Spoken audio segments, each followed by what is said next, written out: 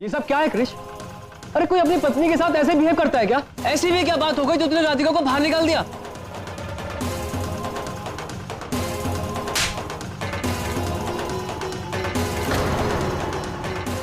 एक बात सुन लीजिए आप सब, ये मेरी जिंदगी है और इसके फैसले भी मैं ही लूंगा। अगर कृष को मुझे धोखा देना होता तो वो शादी क्यों करते? कुछ तो हुआ है। बस करो ये शोर शराबा, इस घर को इतनी शोर शराबे की आदत नहीं है। तुम अपना नाटक बंद करो प्रीति। एक लड़की ससुराल में अपना नसीब लेकर आती है और तुम इस घर में सिर्फ बदनसीबी लेकर आई हो। हर चीज की एक हद होती है और अब इस घर की बर्बादी की हद हो चुकी है। आज इस घर की इज्जत को, इस घर की बहू को बेइज्जत करके घर से बाहर निकाला गया है।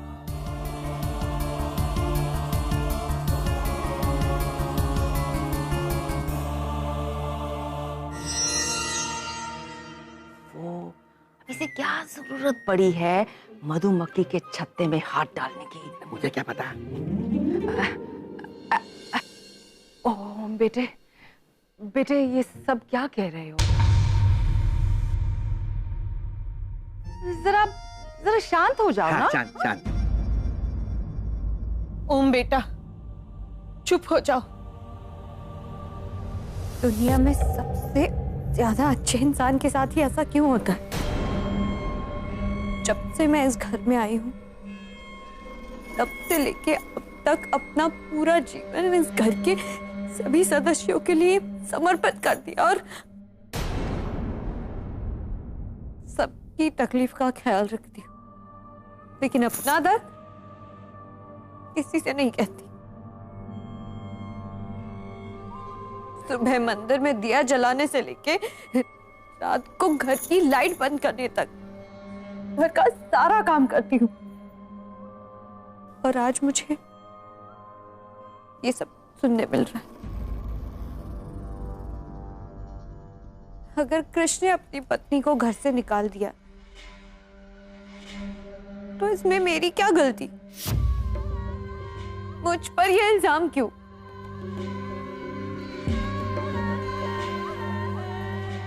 अगर आप लोग मेरे बारे में यही सोचते हैं तो अच्छा ही है।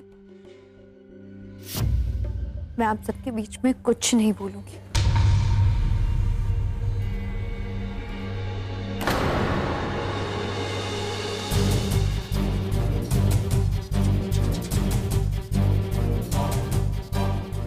भाभी, भाभी,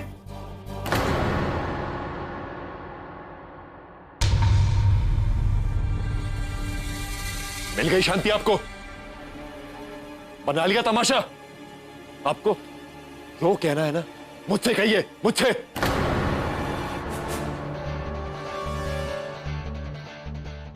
अपनी पत्नी को कोई रुलाता है क्या? कैसे कैसे पति हैं आप?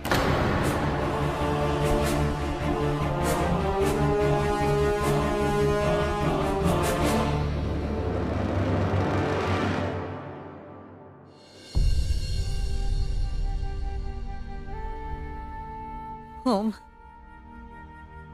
ये सब करने की क्या जरूरत थी? मैं थक गया हूं मां। देखो ना कैसी जिंदगी हो गई है मेरी। बीवी पहले ही हाथ में नहीं थी, अब भाई भी गैर हो गया। पता नहीं जिंदगी और क्या क्या दिखाने वाली है। भगवान के लिए दरवाजा खोलिए प्लीज।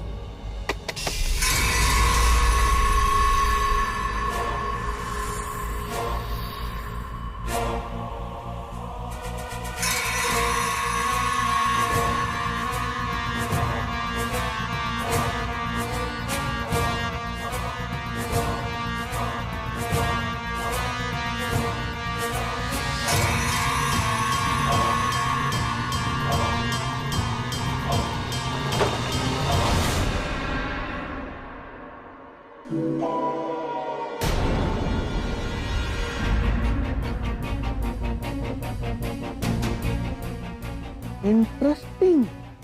एक ड्रामा खत्म हुआ नहीं दूसरा शुरू। कृष कहाँ है? माँ जी, कृष कहाँ है? बुआ कृष कहाँ है, बताइए ना। जब तूफान आता है ना तो कश्ती डगमगाती है और फिर डूब जाती है। बेटा, जब तक इस घर का तूफान थम नहीं जाए तुम अपने घर चली जाओ ना, वरना तुम्हारे साथ साथ हमारी नैया भी डूब जाएगी। बिल्कुल सही कह रही है तुम्हारी बुआ सास। अब देखो बेटा, हम लोग तो तुम्हारे बड़े हैं, गलत राय तो देंगे नहीं। हाँ, तुम्हें कृष के कमरे से कुछ सामान अपना चाहिए तो हमें बता दो भाई, आज तो हम तुम्हारे लिए कुली बनने को भी तैयार हैं। अभी ला देते हैं तुम्हारा सामान है, ला देते हैं अभी। माँ, मेरी दादी कहाँ करती थी?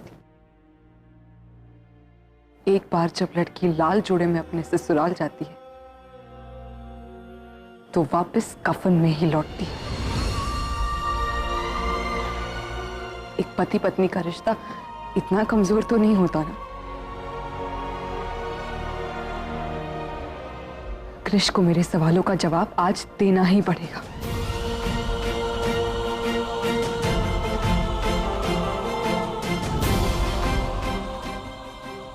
भैया ऊपर कमरे में।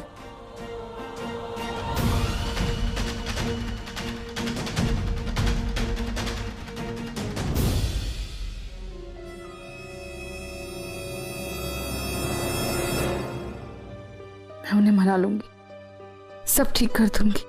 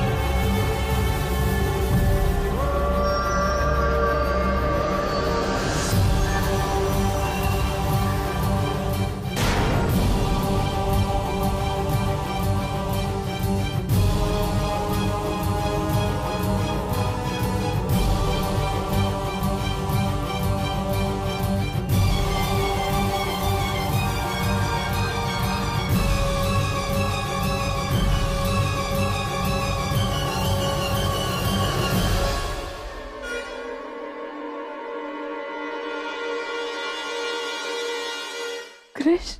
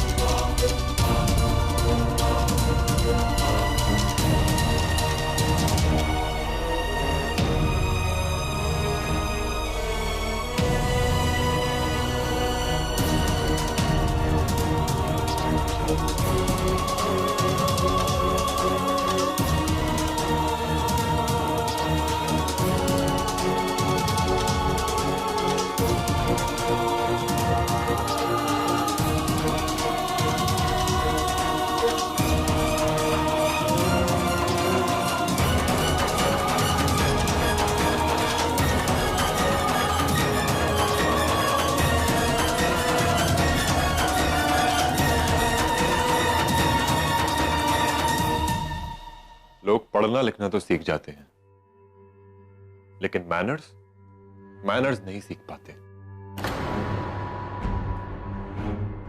डोंट यू थिंक कि किसी के कमरे में आने से पहले नॉक करना चाहिए था?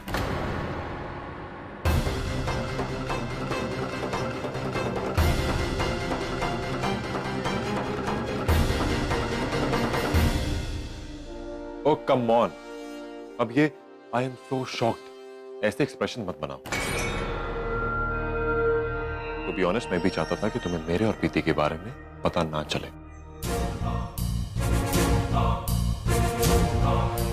लेकिन अब पता चल ही गया तो बहुत अच्छा।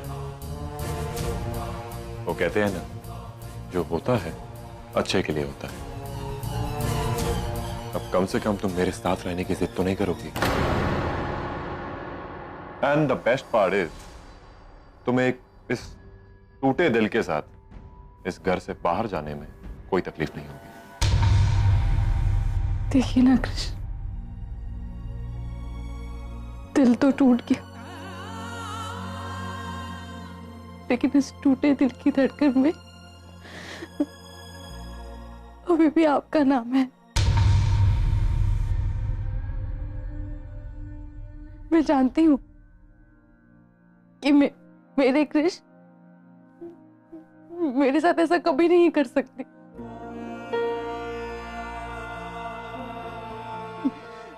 जो कहानी जन्म जन्म से चली आ रही है वो झूठी नहीं रह सकती। मुझे पता है कि आपकी जरूर कोई मजबूरी होगी। आप हमारी अधूरी कहानी को अधूरा नहीं छोड़ सकते।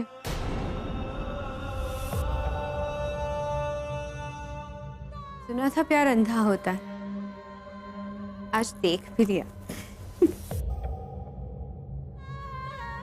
अब कृष्ण ने तुम्हें कितनी बार कहा, फिर भी तुम्हें समझ नहीं आता क्या? उसके बावजूद भी तुम कृष्ण से अपने प्यार की भीख मांग रही हो।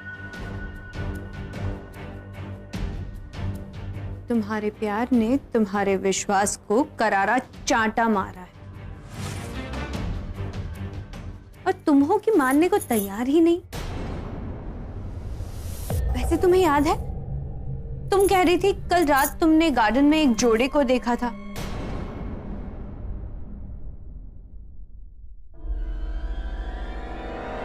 वो मैं और कृषि थे।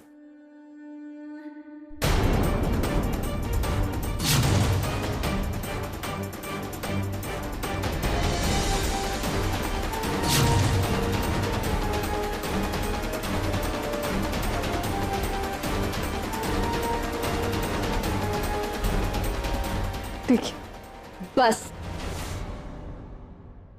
अब तुम जाओ यहां से। ये वक्त तुम्हारी ये बकवास सुनने का नहीं है, ये तो हद से गुजर जाने का वक्त है।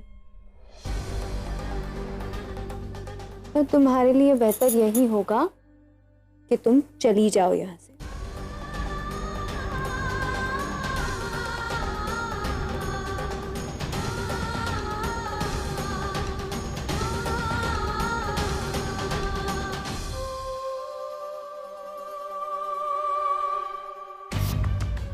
तुमने सुना नहीं,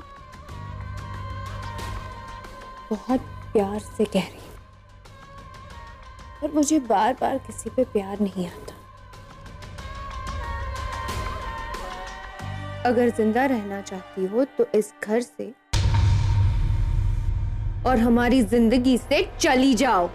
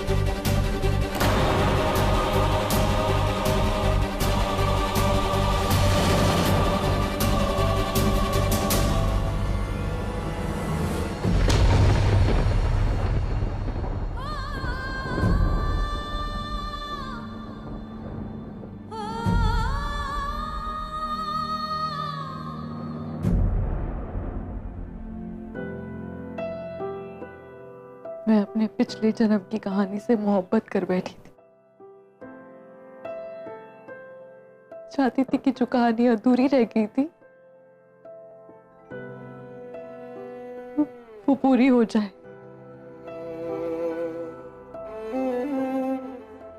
लेकिन मैं भूल गई थी कि इंसान अपने जन्म के सफर में अपना शरीर नहीं, आत्मा भी खो बैठते। तुम वो कृष्ण हो ही नहीं सकते जो मेरी उस कहानी का हिस्सा है, क्योंकि तुम्हें तो उस कहानी की परवाह तक नहीं। अगर मेरी कहानी के नसीब में दर्द है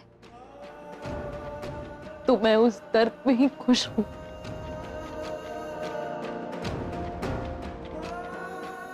मैंने तुम्हें अपने पूरे दिल से प्यार किया, लेकिन आज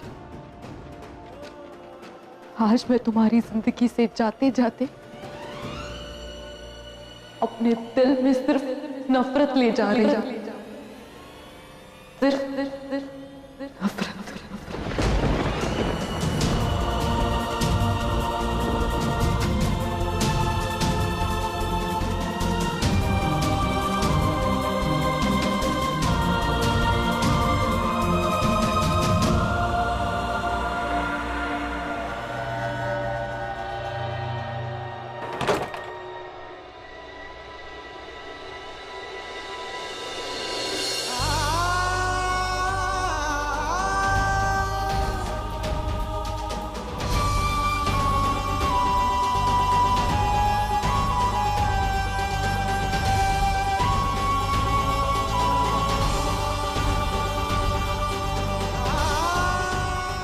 राधिका,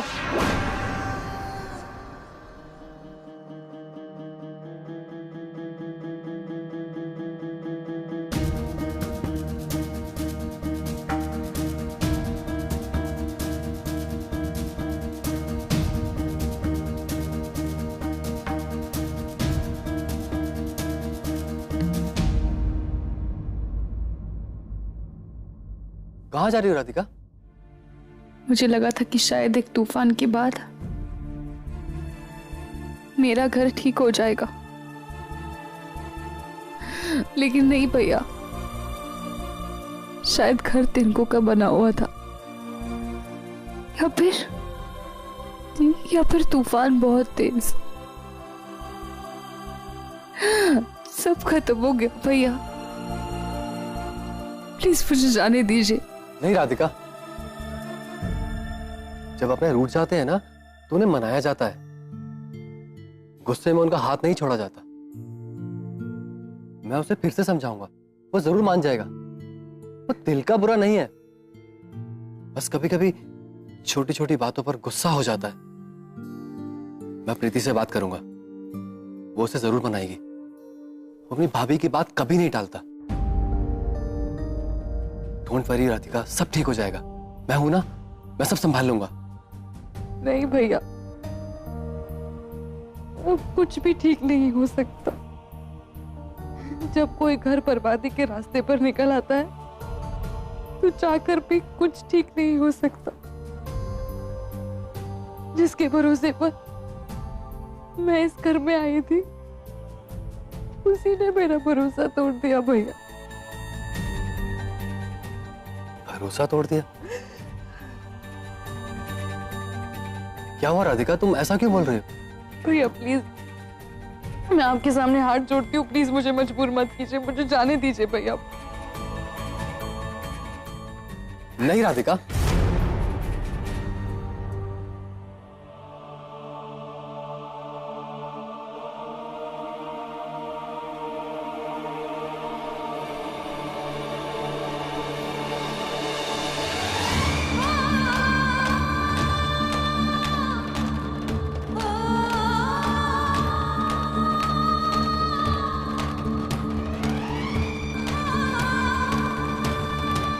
तुम्हें मेरे सर की कसम राधिका, बताओ बात क्या है?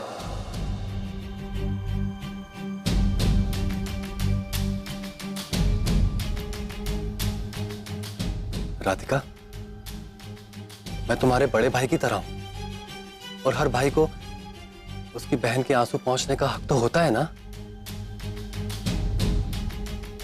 तुम प्लीज अपने इस लाचार भाई पर इतना सा एहसान कर दो कि उसे बता दो कि उसकी बहन आखिर किस बात से परेशान है।